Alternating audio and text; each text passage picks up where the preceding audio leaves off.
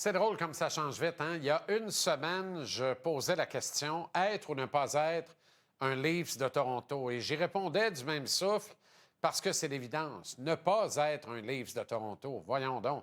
Impossible que je sois un Leafs de Toronto, même si je pèse bien, bien fort pour me boucher le nez.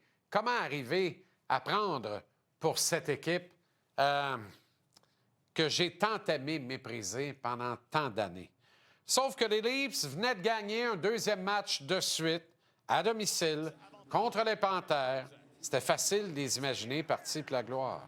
J'étais assez convaincu que ma prédiction de c'est l'année des Leafs allait se matérialiser. Que Craig Berube était l'homme qui manquait à ce groupe de joueurs pour passer au niveau suivant. Une semaine plus tard, voici Toronto au bord du gouffre, prêt à s'y jeter de toute évidence.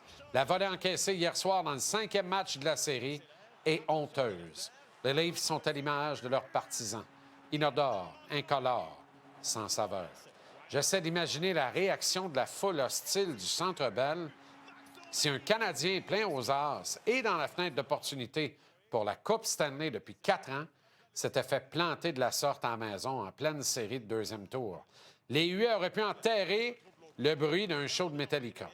Les gens se seraient défoulés, auraient fait sentir aux joueurs comment ils sont offusqués de les voir choquer année après année.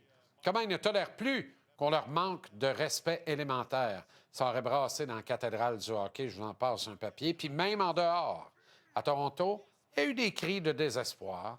Il y a une couple de gars chauds qui s'engueulaient seuls derrière la baie vitrée. Certains ont lancé le chandail sur la glace, sans beaucoup plus.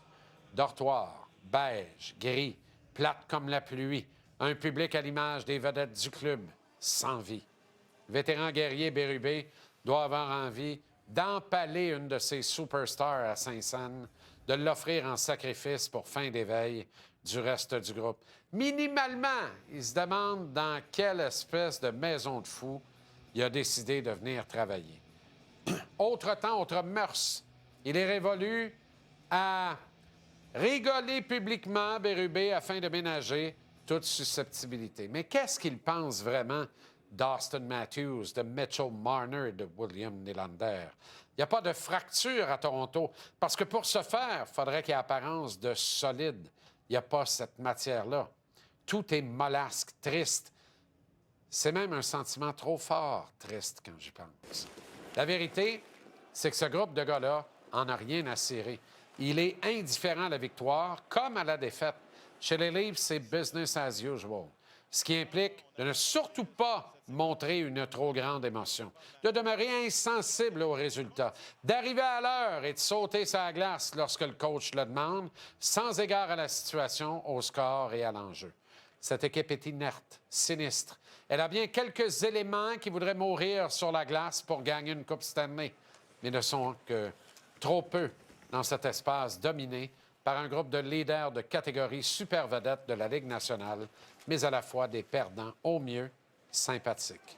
John Tavares n'avait rien gagné avant de poser le pied à Toronto. Eh bien, il n'a toujours rien gagné depuis. Auston Matthews n'a pas scoré un seul but en carrière en deuxième ronde des séries. Jake Evans en a un. William Nylander demeure sourd aux sceptiques et aux critiques, notamment celles de son coach, critique pourtant légitime. Et je suis même pas certain que Mitchell Marner serait un actif de taille, une solution envisageable pour le top 6 du Canadien cet été, même dans sa forme actuelle, tellement il fait dans sa culotte dans les actuelles séries. La semaine dernière, je refusais d'être un Maple Leafs de Toronto. Je me suis vraiment pas trompé. Par contre, je refusais de continuer de les mépriser, ce que je faisais avec grand bonheur depuis des années. Eh bien, sur ce dernier cas, je me suis royalement fourvoyé. Je me dois de continuer de me moquer de cette équipe qui n'en est pas une. Ce ramassis de talents éparpillés. Ce country club qui erre sur la glace comme dans la ville, jamais dérangé par des partisans soumis et acquis à la conviction qu'ils ne gagneront plus jamais. 1967, ça c'est trop cute. 1967, la dernière Coupe Stanley à Toronto. En 2007, la direction a organisé une semaine complète de célébration afin de commémorer la conquête de 67. Hey! Un party pour essentiellement dire qu'on est des losers depuis 40 ans. Eh bien, les Leafs de Toronto demeurent des losers depuis maintenant 58 ans. Je préfère mon petit Canadien plein d'espoir en culotte courte en vacances que ces misérables Leafs qui respirent encore un brin, mais qui sont dénudés de toute fierté et qui finiront bien jamais par rien gagner.